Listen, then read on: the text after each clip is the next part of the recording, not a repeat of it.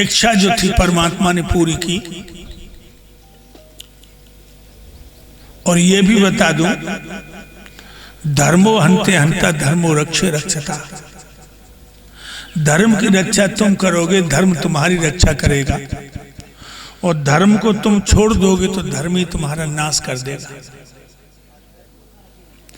अभी आप सुन रहे थे हमारे शिष्य के मुंह से महाभारत का पावन आख्यान।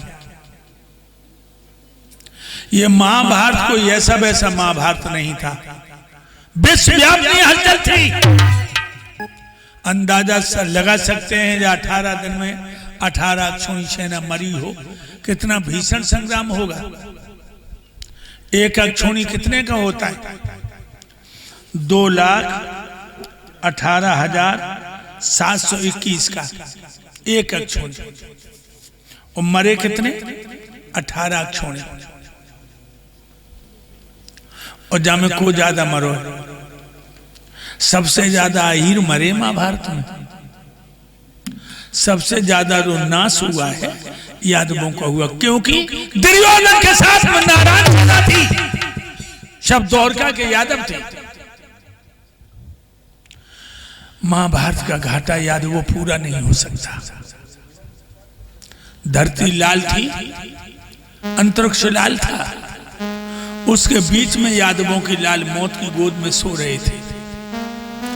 जिंदा पर जिनके रोम नहीं छुपाए, मरने के बाद उनकी आंखें आंतें चील कौआ निकाल रहे थे।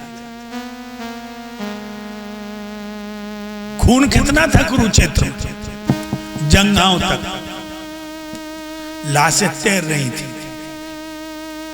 और हवा के थपेड़ों में आपस में टकराती थी तो ऐसा लगता था कि मरने के बाद भी जूझ रहे हो।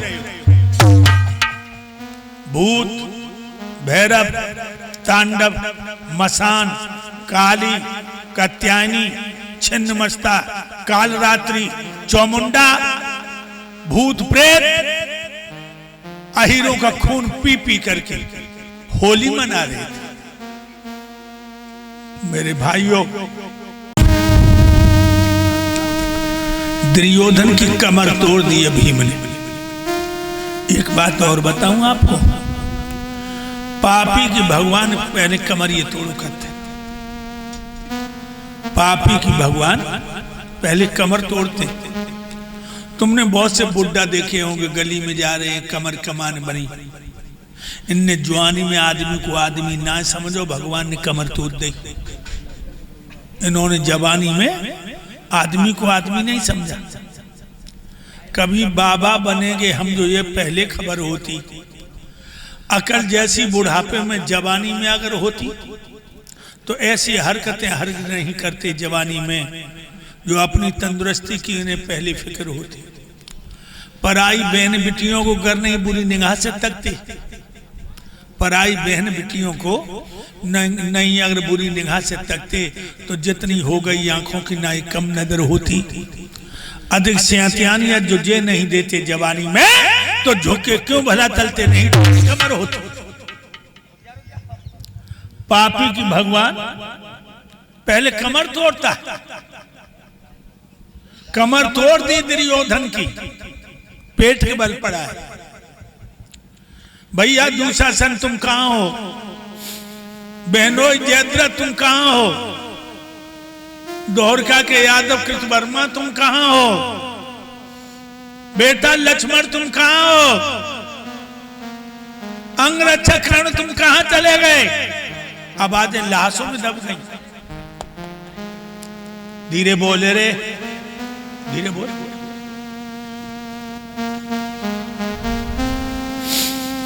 दुर्योधन छाती वाला आगे बढ़ा।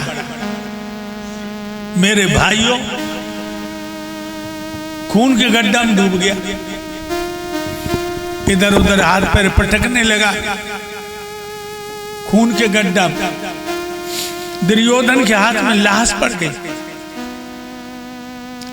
लाश पकड़ के दुर्योधन बाहर निकला। जब लाश देखी तो लाश किसी और की नहीं थी लोगों, लाश दुर्योधन के बेटा लक्ष्मण की थी, जो अभिमन्यु ने मारा था। अपने बेटा लक्ष्मण की लाश से लिपट लिपट के रोने लगा। बेटा लक्ष्मण, जब पिता मर जाता है तो पुत्र पिंडदान जलदान करके बाप को पार लगाता है। बाप जिंदा हो, तू मर गया, तूने मर करके खून के गड्ढा से पार किया, हमसे उद्धार हो गया तू।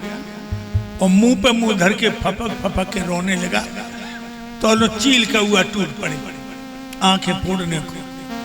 आगे से पक्षी उड़ाए, पीछे से सियार ने मांस की बकोटी भर ली। किसकी बात कर रहा हूं? दुर्योधन की, जो अपने महलों से चलता था, पखेरु छाया कर लेते थे। एक बात और बताऊं, जब तुम बुरा कर्म करोगे बहुत आनंद आएगा। जब तुम बुरा काम करोगे बहुत आनंद आएगा, लेकिन परिणाम बड़े भयंकर है। परिणाम बड़े भयंकर। बुरा कर्म खून की तरह, खून सुर्ख लाल होता है, जमीन में थोड़ी देर में काला हो जाता है। इसी तरह जब तुम बुरा कर्म करोगे बहुत आनंद आएगा, बहुत आनंद आएगा, परिणाम बड़ा भयंकर। बुरा कर्म होता बबूल की बीज की तरह। बबूल का बीज कभी लेके यूं करना उंगलियों, बहुत मुलायम रेशम से भी, लेकिन जमीन से निकलता है कांटे। भाइयों, कुंती बड़ी खुश है। हमारे 5 बेटों ने पापी का विनाश कर दिया, और दुर्योधन की मां गांधारी, पिता धृतराष्ट्र एक कमरा में बैठे हैं। 100 के 100 मर गए। गांधारी ने अपने घुटनों में मुंह छुपा के फपक फपक के रो रही है लोगों। तब तक उसके कानों में पच्चाप सुनाई दी, मानो कोई कमरे की तरफ आ रहा। गांधारी बोली, कौन है? मेरे कमरे की तरफ कौन आ रहा है? अब आ जाइए। भाभी, मैं हूं तुम्हारा देवर विदुर। आ जाओ देवर, बैठ जाओ। चाचा विदुर बैठ गए।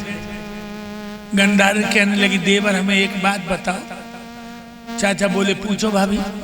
हमारे 100 बेटन में तो सब मरी है, कोई जिंदा हुए,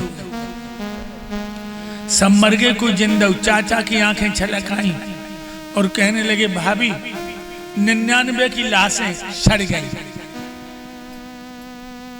तुम्हारा ज्येष्ठ पुत्र दुर्योधन जिंदा है। उसकी कमर भीम ने तोड़ दी। पशु पक्षियों से वो अपने बदन को बचाने में लगा है। गांधारी रो रो के कहने लगी, देवर विदुर, जब पहले दिन युद्ध का शुभारंभ हुआ, 5 पांडवों ने मैया कुंती के पैर छुए और कहा, मां मुझे आशीर्वाद दो, मैं विजय पाके आऊं। कुंती ने कह दिया, विजयी भव। लेकिन जब दुर्योधन सज धज के मेरे पैर छू के बोला, मां मुझे आशीर्वाद दो, मैं विजय पाके आऊं, तो मैंने कहा, बेटा बाहर का दुश्मन होता तू लड़ने जाता, मैं विजयी भव का आशीर्वाद देती। तू तो अपने भैया मारबे को जाए रहो, मैं विजयी भव का आशीर्वाद नहीं दूंगी। मेरा बेटा बिना आशीर्वाद के चला गया देवर विदुर। तब तो मुकाबला था कुंती के पूतों से, अब मेरे बेटे का मुकाबला है यम के दूतों से। मरने से पहले मैं अपने बेटा के माथे को चूम लें, सर के बालों को सूंघ लें, छाती ठंडी हो जाएगी। चाचा विदुर बोले, चलो भाभी, उंगलियां पकड़ ले। वहां पहुंचे जहां दुर्योधन जानवरों से बच रहा था। चाचा ने जानवर भगा दिए। जो मैया को देखो, दुर्योधन बोला, मां तुम आ गई। मैया ने टटोल करके माथे को चूम लिया, कहा, बेटा मैं आ गई। कितना समझाया था पांडवा को 5 ही गांव दे दे, तू नहीं माना। कन्हैया आए, कन्हैया ने कहा 5 गांव दे दे, तू बोला अहमी जानामी धर्मा, अहमी जानामी अधर्मा। हे माधव, हम धर्म भी जानते अधर्म भी जानते। धर्म में मेरी प्रवृत्ति नहीं, अधर्म से मेरी निवृत्ति नहीं, बिना युद्ध के सुई की नोक बंद नहीं देंगे। और जब हमने कही लला भगवान की बात मान ले, तब तू हमसे बोलो क्या कह रही? जब ग्वाल गमारा हीरो को भगवान बता रही तू है? जो हीरो की लड़कियों में नाचत रहो, दही माखन मांग मांग खात रहो, जब नचकैया को तू भगवान बता रही। जिसके अंदर एक ही गुण है कि जो बंसी अच्छी बजा लेता है। गंधारी बोली बेटा दुर्योधन, कन्हैया की बंसी नहीं, बंसी बनकर तू मछली की तरह फांस लिया, परिवार का नाश हो गया। दुर्योधन मैया के पैरों पर मुंह धर के पपक पपक के रोने लगा, कहने लगा मैया तुम सच कह रही हो, मैं तुम्हारी बात मान लेता तो मेरा वंश नहीं नाश होता, मैं कन्हैया की बात मान लेता और धर्मराज की पूजा करता तो मेरा बहुत बड़ा सम्मान होता। चौंक पड़ी मां, आज दुर्योधन क्या कह रहा है, क्योंकि बाघे मौत तक वो अच्छी बात तो नहीं करी ना, दुर्योधन के मुंह से अच्छी बात नहीं निकली। और नीच की पहचान जानते हो, नीच, नीच की पहचान होती है कि वो दूसरे का भला नहीं चाहेगा, और बाघे मुंह से जो शब्द निकलेंगे वो नस्तर की तरह कलेजा को चीरते हुए निकलेंगे। पागल पे गुदना गुदवाओ तो उल्टो सूदो गूंदे गो, वो ऊंट पेड़ थे पहुंची हो तो पत्ता ही पत्ता सूते गो, अंधा पे भैंसिया कुतबइयो तो 9 की 11 कूते गो, और कुत्ते चे कितनो समझ आइयो वो तो टांग उठाए कि मुंहते गो। गंधार ने क्या बोली अपने बेटा से,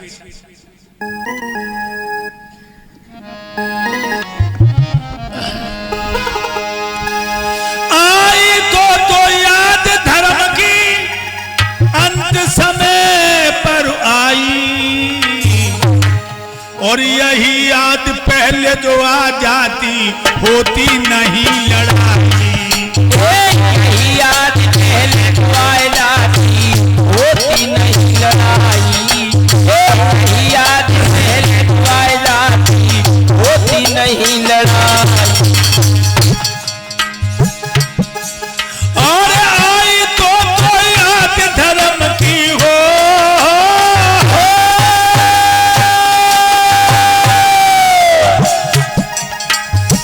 आई तो याद धर्म की अंत समय पर आई, याद पहले जो आ जाती, यही याद पहले जो आ जाती होती नहीं लड़ाई, यही याद पहले जो आ जाती होती नहीं लड़ाई।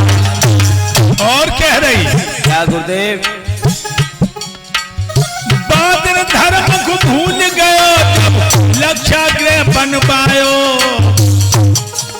और कुंती और पंड बन कून न्योता देख बुलवायो, कुंती और पंड बन कून न्योता देख बुलवायो, कुंती और पंड बन कून न्योता देख बुलवायो।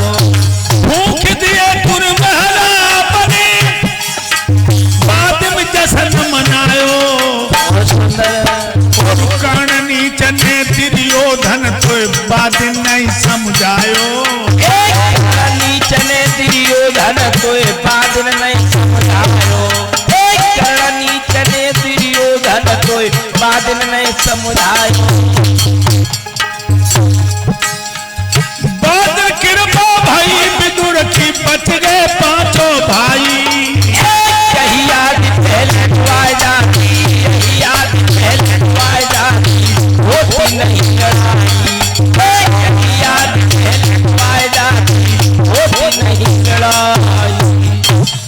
कहने लगी बादल तू भूल गया, तूने आतिशबाजी के मसाले का महल बनवाया, कुंती से पंडवाओं को लिटा के अंगारा फेंकवा दिया, वो तो विदुर जी ने गुप्त सुरंग बनवा दिया था, हड्डियां नहीं मिलती, आज तू धर्म की बात कर रहा है। और कहने लगी